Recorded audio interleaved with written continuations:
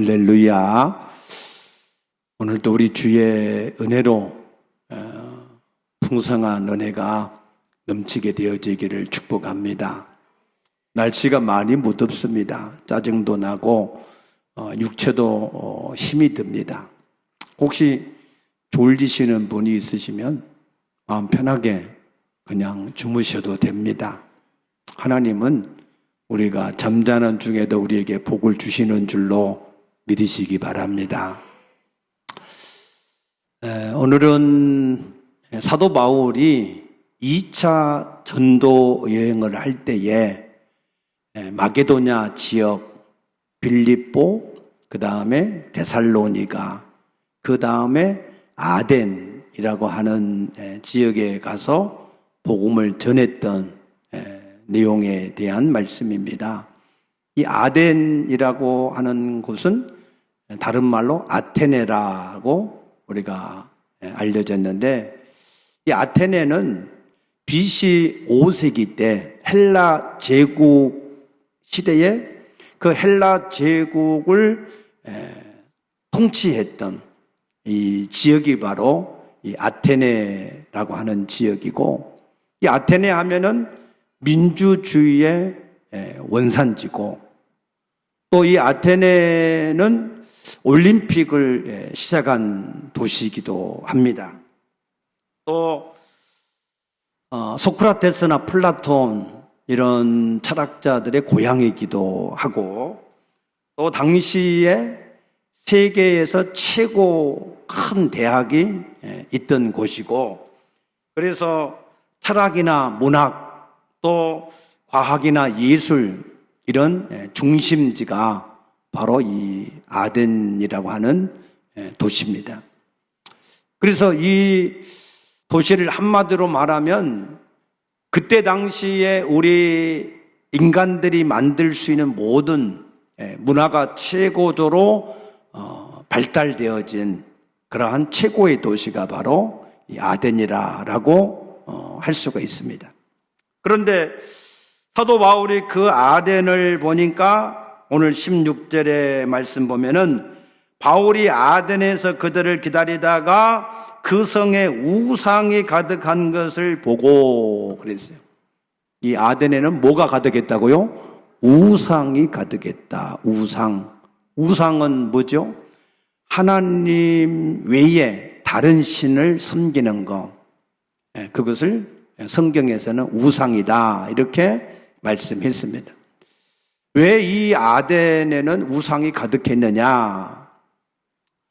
이 아덴에는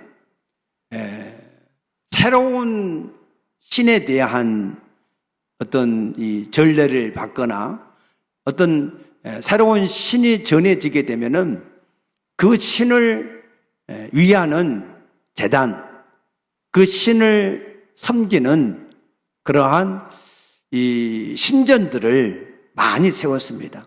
그래서 이 아프로폴리스라고 하는 그 광장에는 그 신들을 섬기는 이런 모든 신전들이 가득했던 이 시대가 바로 그 시대의 그 아덴의 모습이었습니다. 그래서 이 사람들은 그 도시 자체가 굉장히 최고로 발달된 그런 도시였지만 또 이 우상이 가득한 그러한 이 도시였다 그랬습니다. 뿐만 아니라 21절에 보면은 이 사람들은 어떤 아덴 사람이든지 거기서 거주하는 외국이든지 가장 새로운 것을 말하고 듣는 것 외에는 시간을 쓰지 않는 어떤 새로운 사상, 새로운 신을 전해 듣고 알기 원하는 그러한 일로 시간을 거의 다 그 일에 쏟는 그런 사람이었다 그랬습니다. 그들은 계속해서 새로운 것이 필요했어요. 새로운 것. 왜 계속해서 새로운 것이 필요했습니까? 그들이 지금 가지고 있는 것을 가지고는 그들 인생에 해답을 얻지 못했기 때문에 목마른 사람이 새로운 갈증 때문에 새로운 것을 자꾸 찾듯이 그들도 마찬가지로 뭔가 자기들 인생의 해답을 완전히 얻을 수 있는 그런 진리를 계속해서 찾았다는 겁니다. 뿐만 아니라 이 아덴에는 가장 큰 대학이 있고 또 민주주의의 원산지이고 또 거기에는 에피크로스와 또 스토아 이런 이 철학자들이 많은 소크라테스나 플라톤 같은 이런 이 철학자들이 많이 있었던 것처럼 이 아테네에는 그런 철학이 굉장히 많이 발전했습니다. 우리가 자연 사물에 대해서 연구하는 학문을 자연과학이라 그러고 우리 인간의 이 육체를 연구하는 학문이 의학이고 우리 인간의 이성, 정신, 영혼을 연구하는 학문이 철학입니다. 그리고 하나님에 대하여서 연구하는 학문을 우리가 신학이라 그럽니다. 그래서 우리가 하나님의 말씀을 가지고 그 하나님의 말씀을 깨달으면 세상에서 얻지 못하는 가장 뛰어난 진리를 우리가 얻는 사람이 되어지는 것을 믿으시기 바랍니다. 최고의 수준의 사람들이 되어지는 것을 믿으시기 바랍니다. 이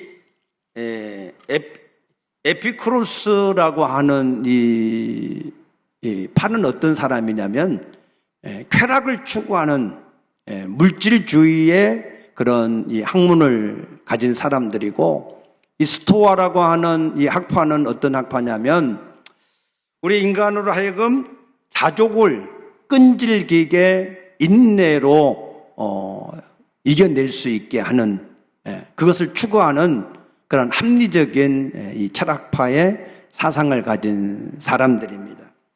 거기에다가 아레오바고라고 하는 이 장소가 있는데 이 아레오바고는 어떤 곳이냐면 그때 당시에 아주 유명한 최고의 법정이 있던 그러한 장소입니다. 그래서 이 법정을 강당으로 이용을 해서 많은 사람들이 거기에서 강의도 하고 그러는데 사도 바울도 이 아레오바고에 가서 그 사람들에게 복음을 전했었다 그랬습니다. 이처럼 이 아테네라고 하는 이것은 그때 당시에 모든 이 인간의 수준에서 최고의 문화를 형성한 그런 도시였는데 그런데 그곳에 우상이 가득하고 그곳에 있는 사람들은 계속해서 뭔가 새로운 것을 찾아서 헤매는 그들의 인생의 해답을 얻지 못하고 살아가는 그런 사람들이었다는 겁니다. 그래서 사도 바울은 골로새서 2장 8절에 보면은 누가 철학과 헛된 속임수로 너희를 노략할까 주의하라 그랬어요. 왜냐하면 그런 것들은 사람의 전통과 세상의 초등학문이기 때문에 그것은 아무리 배우고 또 배워도 진리에 이르지를 못한다 그랬습니다.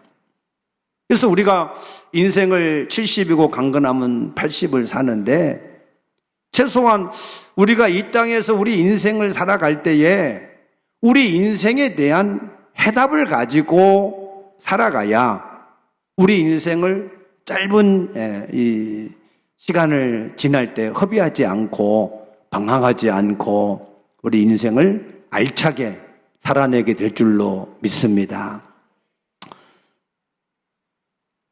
자기 인생에 대한 분명한 해답이 없이 살아간다. 왔다 갔다 하고 우왕좌왕하고 그렇게 방황하다 보면은 금세 10년, 20년, 30년이 금세 지나갑니다. 다 이제 나이가 60, 70이 넘으신 분들한테 물어보면 내가 벌써 언제 이런 세월을 살았는가? 눈 깜짝할 사이에 화살처럼 지나갔다. 다 그렇게 말씀하실 거예요. 그래서 이 짧은 우리가 인생을 살아갈 때 우리가 정확한 우리 인생에 대한 해답을 가지고 그래서 우리가 살아가야 그래야 우리가 단 하루라도 허비하지 않고 우리 인생을 살아가게 되어져서 열매를 우리가 맺게 될 줄로 믿습니다. 유다서 말씀 보면 이 이단들은 가을에 열매 없는 나무 같다 그랬어요. 그래서 가을에 되면은 이제 모든 잎이 다 떨어지잖아요. 그리고 나서 가지만 앙상하게 남는데 그 가지에 열매가 주렁주렁 맺혀 있는 나무는요 참 보기가 좋아요. 가을에 이렇게 시골을 이렇게 길을 가다 보면 이 감나무 같은데 감이 잎은 다 떨어지고 가지에 감이 막 빨갛게 열려 있으면 오히려 잎이 있을 때보다 더 아름다운 것 같아요. 정말 보기가 좋습니다. 그런데 가지는 앙상한데 잎도 없는데 열매가 없어. 겨우 한두 개 어디 이렇게 열려 있고 그러면 정말 그게 보기가 흉합니다. 저는 우리 모든 동행 가족의 우리 성도님들 인생이 가을에 열매가 풍성한 그러한 나무와 같은 인생이 되어지시기를 축복합니다. 아름다운 인생. 세월이 지나면 지날수록 더 아름다운 인생. 그게 복 있는 사람 아니겠습니까? 잎이 무덩에서 뭔가 하는 것 같았는데, 뭔가 되는 것 같았는데, 잎이 다 떨어지고 나서 보니까 가지만 앙상하게 있고 열매가 없다면 이게 얼마나 안타까운 인생이 되겠습니까? 그래서 우리가 열매가 풍성한 그런 인생이 되어지려고 하면 우리 인생에 대한 해답이 있어야 돼요. 우리 인생에 대한 질문이 무엇입니까? 우리가 어디서 와서 무엇을 하다가 어디로 갈 것인가? 여기에 대한 것은 정확하게 우리가 알고 그리고 인생을 살아야 그 인생이 지나면 지날수록 아름답고 열매가 풍성한 그런 삶이 되어질 줄로 믿습니다. 창세기 16장 8절에 보면은 하갈이라고 하는 여인이 그 주인 사레를 능욕한 것 때문에 사레한테 내쫓겨가지고 광야에 있을 때 하나님이 그에게 물으셨어요. 하갈아, 내가 어디서 왔으며 어디로 가고 있느냐 그랬어요. 그건 하갈이 사레한테 내쫓겨서 지금 광야에 있는 걸 몰라서 하시는 말씀이 아니잖아요. 내 인생이 뭐냐? 내가 지금 어디서 와서 어디로 지금 가고 있느냐? 내 인생이 지금 도대체 뭐냐? 라고 물으시는 거 아닙니까? 그래서 세상의 학문은 이 땅에서 무엇을 할 것인가는 이것저것 많이 얘기하지만 우리 인생이 어디서 왔는지를 정확하게 얘기하는 학문이 없고 우리 인생이 어디로 가는지를 정확하게 말씀하는 지식이 없습니다. 그래서 이 땅에서 무엇을 해야 되는가를 모르고 사람들이 이 땅에서 이것도 하고 저것도 하고 돈도 쫓고 권력도 쫓고 명예도 쫓고 세상에 온갖 유혹을 쫓아서 불나방처럼 그렇게 살다가 세월을 다 잃어버리는 거예요. 그러나 예수님은 정확하게 우리에게 우리 인생의 해답을 말씀하셨습니다. 요한복음 16장 28절에 보면은 내가 아버지에게서 나와 세상에 왔고 다시 세상을 떠나 아버지에게로 간다 그러셨어요. 믿습니까? 내가 아버지에게서 나와서 세상에 왔다. 그리고 다시 세상을 떠나서 아버지에게로 간다라고 우리 인생의 시작과 끝을 정확하게 말씀하셨습니다. 그래서 전도서 12장 7절에 보니까 흙은 여전히 땅으로 돌아가고 우리 육체는 흙이니까 흙에서 왔으니까 흙으로 돌아가고 그러나 영은 그것을 주신 하나님께로 돌아간다 그랬어요. 근데 이것을 내가 젊어서 기억해야 된다. 젊어서 다 늙고 나서 그때 죽기 전에 이것을 깨달으면 안 된다는 거예요. 젊어서 너희가 이것을 깨달아야 된다. 근데 이것을 한번 죽는 것이 끝이라면 얼마나 좋겠어요? 그런데 히브리서 9장 27절에 사람이 한번 죽는 것은 정하신 것이고 그 후에는 뭐가 있어요? 심판이 있다.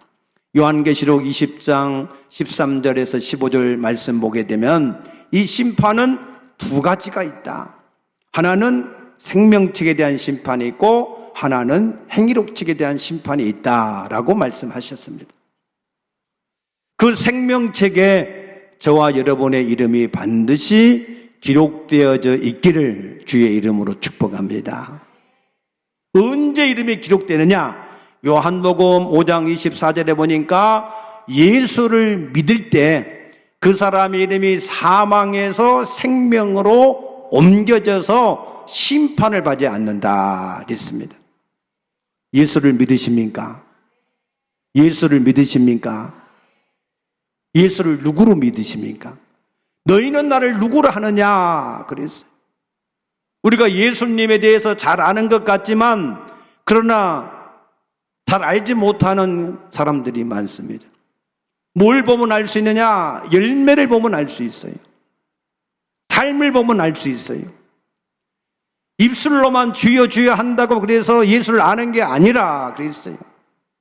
그래서 예수를 정확하게 아셔야 되는데 그 예수님에 대해서 가장 정확하게 고백한 말씀이 마태복음 16장 16절의 말씀이에요. 주는 그리스도시고 살아계신 하나님의 아들이십니다. 아멘. 그런데 이것을 아는 게 얼마나 힘들고 어려운지 몰라요. 많은 사람들이 이것을 알려고 했는데도 몰랐다. 그래서 예수님은 그 신앙의 고백을 한 베드로에게 바요나 시몬아 네가 복이 있도다. 네가 이것을 알게 된 것은 혈육이 아니라 하늘에 계신 내 아버지께서 알게 하신 것이다 하신 줄로 믿으시기 바랍니다. 이 시간에도 성령의 능력으로 말미암아서 예수를 온전하게 알게 되어지시기를 축복합니다. 이것을 알지 못하면 우리 인간은 죄로 인하여서 세 가지 문제를 가질 수밖에 없어요. 첫째는 에베소서 2장 1절에 보니까 죄와 허물로 하나님과 분리됐다, 죽었다 그랬어요. 하나님과 분리됐다고 하는 것은 우리 인간의 모든 공급이 중단됐다는 거예요. 중단. 하나님께로부터 모든 공급이 중단되니까 어떻게 돼요? 서로 있는 걸 가지고 서로 가지려고 하는 이기심 때문에 서로 싸우는 거예요. 지금 우크라이나 전쟁 때문에 러시아에서 지금 가스관을 자꾸 유럽에 이 공급을 안 하니까 그러니까 지금 유럽에서 지금 그것 때문에 지금 난리가 났지 않습니까? 원래 우리 인간은 하나님께로부터 모든 생명과 은혜와 능력이 모든 자원과 모든 것들이 공급되어져서 평안하고 복되게 살게 되어지도록 하나님이 우리 인간을 창조하셨습니다. 그런데 죄로 인하여 하나님과 분리가 되어버리니까 생명도 끊어져 버리고 평안도 끊어지고 모든 물질도 궁핍해지고 그러니까 시기와 분쟁과 다툼과 이기심으로 이 세상에 온갖 뒤죽박죽으로 지금 살아가고 있는 것입니다. 그 배후에는 에베소서 2장 2절에 보니까 공중의 군세를 잡고 있는 사단이 우리 사람들을 지배하고 있다는 거예요. 지배하고 있다. 네. 시간이 많으면 여러분들에게 지배를 받고 있는 많은 이 신뢰들을 자세하게 설명을 해드릴 수 있는데 시간이 없어서 다 말씀을 못 드리는데 제가 40일 금식할 때 저한테 와서 좀 이렇게 도와주었던 권사님이 있어요. 그 권사님이 제가 김포에 처음 개척을 하고 와서 있는데 한 번은 찾아오셔서 자기 아들 얘기를 하시더라고. 자기 아들이 대학 나와서 이 체육과를 나와가지고 수영 강사를 하는데 자꾸 이상한 말을 한다는 거예요. 자꾸 이상하다는 거예요. 그래서 와서 좀 예배를 드려달라. 그래서 그때 당시 이제 우리 교회에 있던 집사님들 몇 분하고 서울에 있는 어딘지는 모르겠어요. 아무튼 거기 오란대로 가서 가니까는 그 아들이 이렇게 있더라고요. 그래서 그 아들이 이제 거기 있어서 우리가 들어가서 같이 이제 예배를 드리려고 찬양을 하고 있는데, 그때만 해도 이제 내가 목회 경험이 별로 없다 보니까 그냥 있을 줄 알았어요. 이 찬양을 하는데 이 아들이 갑자기 팍 튀어가지고는 막 문을 박차고 도망가 버리는 거예요. 그래가지고 밖에 나가서 전화해. 그 사람 아직도 있냐고. 안 들어오는 거예요. 사단은요, 귀신 들린 사람은 예수의 이름을 가진, 예수의 영이 함께한 사람을 두려워하고 예수의 이름을 무서워하는 줄로 믿으시기 바랍니다. 또 그 전에 이 목동 양천구청에 가려고 가는데, 거기 어떤 이 스님 같은 분들이 이게 그 옷을 입고 큰 구렁이, 이만큼 두꺼운 구렁이를 목에 걸고 부적을 팔더라고, 부적. 이 부적을 파는데, 그 부적이 뭐냐? 엘리베이터 안전용 부적. 그때 당시에 막 엘리베이터가 맞고 좀 떨어지는 사건들이 몇 번 있었어요. 그래서 나는 그래도 목동님은 우리나라 좀 수준인 사람들 아닙니까? 그러니까 저 사람들이 혹시 뭐 저거 사겠나? 물어보니까 24만 원이야. 한 달에 3만 원씩 8개월 할부해 준대. 그래서 이렇게 싸놓고 팔더라니까. 그래서 내가 구청에 볼일 보러 갔다가 1시간 정도 있다가 오니까 다 팔고 지금 보따리 싸고 가더라고. 그 정도로 사람들이 눌려 있어요.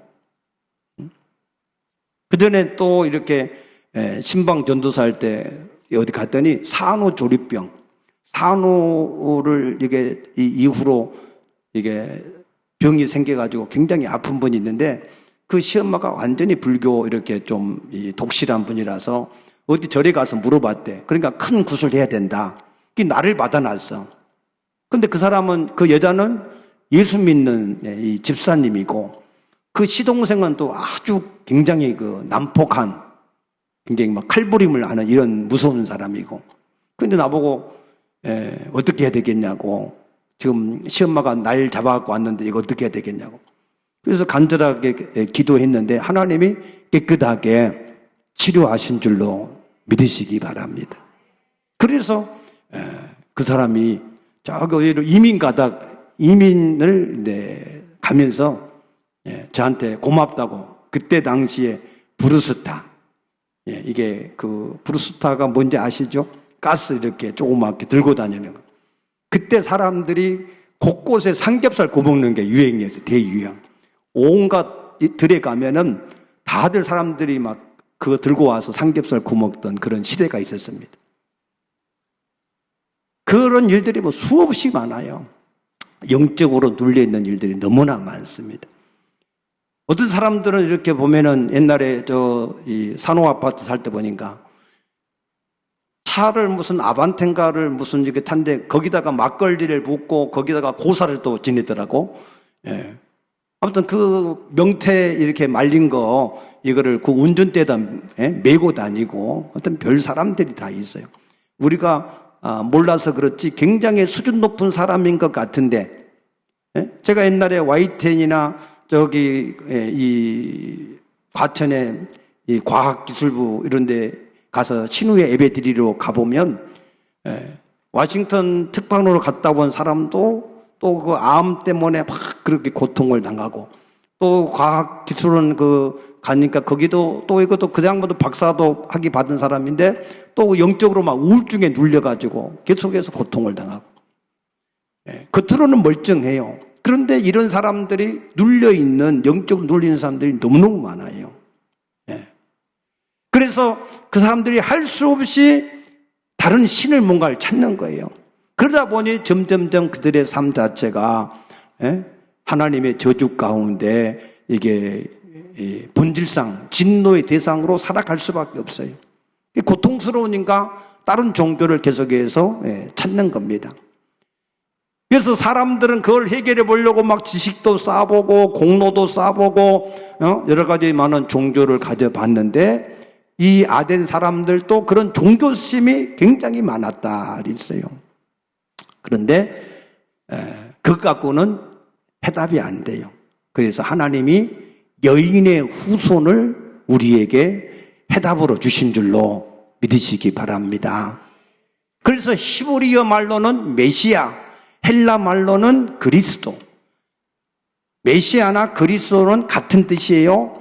기름 부음을 받은 자다라고 하는 뜻입니다. 그래서 이 여인의 후손을 설명하려고 구약 시대에 기름을 부은 사람들이 선지자, 제사장, 왕이에요. 그래서 그 선지자, 제사장, 왕의 그 일을 완성하신 분이 바로 우리 예수님이신 것을 믿으시기 바랍니다. 그래서 우리가 예수님을 나의 주인이시고 나의 그리스도라 이렇게 고백하는 것은 예수님은 나를 지으신 창조주 하나님이시고 내 죄악을 담당하신 제사장이고 나를 하나님 만나게 하는 길 되시는 선지자시고 나를 사단에게서 구원하신 왕이라고 하는 사실을 고백하는 줄로 믿습니다. 이렇게 예수님을 알고 난 사람은 그 예수님이 그 그리스도의 직분을 이루기 위해서 십자가에 죽으시고 부활하셔서 우리 가운데 성령으로 찾아오셨을 때 우리가 그 성령님을 주인으로 영접한 줄로 믿으시기 바랍니다. 그래서 예수님을 알고 난 사람은 예수님이 누구신지를 알고 난 사람은 예수님을 주인으로 영접하게 돼 있어요.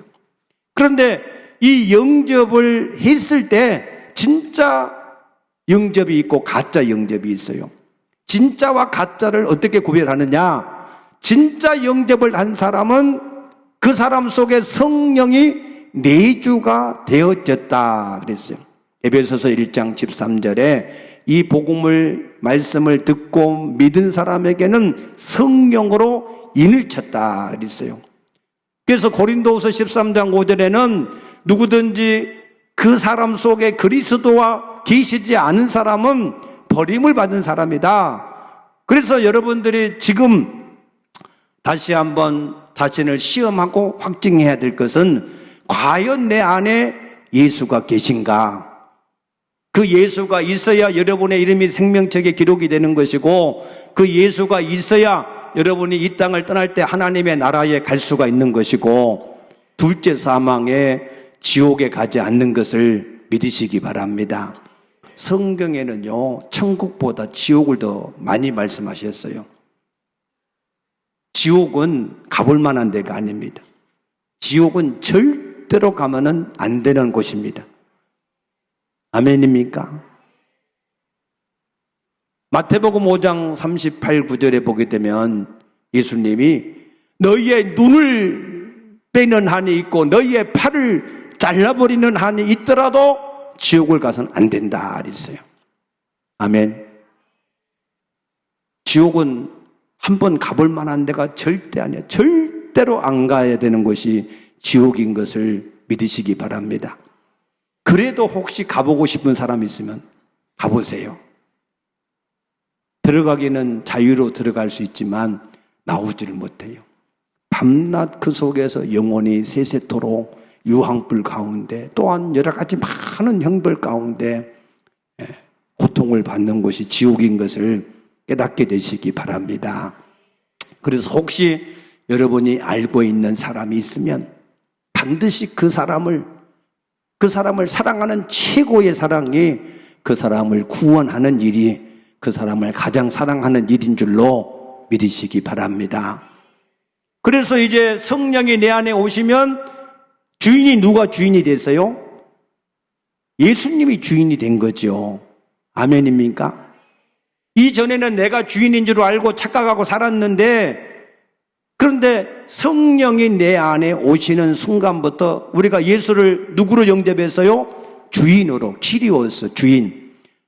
골로새서 2장 6절에 보니까 우리가 예수를 주로 받았으니 주로 섬기라 그랬어요. 예수님을 주인으로 영접하셨습니까? 예수님이 진실로 나의 주인인 줄로 알고 영접을 하셨습니까? 예수님을 주인으로 섬길 수 있게 되기를 축복합니다.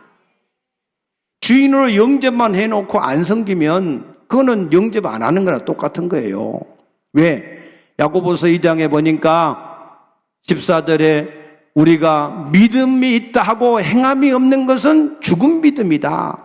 그 믿음을 가지고 그 사람이 구원을 하겠느냐? 예수를 주인으로 영접했으면 주인으로 섬겨야만 그 사람이 진짜 그 믿음이다 말씀하시는 것을 믿으시기 바랍니다. 그러면은 주인 되신 예수님이 이제 원하는 일이 뭐냐? 원하는 일. 내게 오신 예수님이 원하는 일이 뭐냐 이 말이에요. 사도행전 1장 8절에 보니까 오직 성령이 너에게 임하시면 너희가 권능을 받고, 아멘. 그 다음에 예루살렘과 온 유대와 사마리아 땅끝까지 이르러서 내 증인이 되어야 된다 그랬어요. 아멘. 내 안에 오신 예수님은 나를 붙잡아서 예수의 증인이 되어지게 하시는 것을 믿으시기 바랍니다. 그래서 여러분들이 가지고 있는 성경의 사복음서, 마태, 마가, 누가, 요한, 이 사복음서는 예수님이 누구신가 하는 것을 알도록 하기 위해서 쓰여진 말씀이고, 그래서 예수님을 주인으로 영접한 사람이 이제 주인 되신 예수님이 그 사람을 이끌어서 예수의 증인 되어지게 하는 일을 이루어 간 것이 이 사도행전의 말씀이다 그 말입니다. 그래서 이 말씀을 예수님이 주인 되어서 우리를 예수 증인 되어져 가게 하려고 하는데, 우리가 자원해서 하면 그러면은 은혜요, 그것이 우리에게 축복이요 상급이지만, 우리가 자원하지 않는다 할지라도, 사도 바울은 내가 부득불 할 일이다 그랬거든요. 우리가 억지로 하려고 그러면은 요나같이 고생해야 돼요. 요나같이 그냥 가는 데마다 풍랑을 몰고 다니고 환란을 몰고 다니고, 그래가지고 하나님 앞에 부르짖어서 기도해서 응답받으면 아, 하나님이 살아계시네. 그래서 예수를 증거하고. 우리가 그러면 안 되잖아요. 괜히 물고기 뱃속에 들어가서 그냥 3일 동안 그 더러운 냄새 맡아가면서 고생할 게 뭐가 있어요.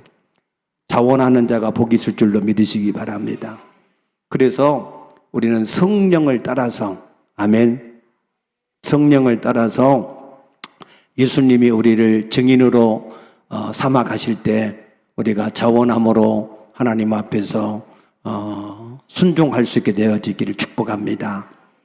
지금 마태복음 24장 7절에 보면은 이 마지막 시대에는 곳곳에 지진과 나라들이 서로 대적하고 기근이 나타날 것이다 말씀하셨는데, 어제 뉴스에 보니까 유럽의 47%가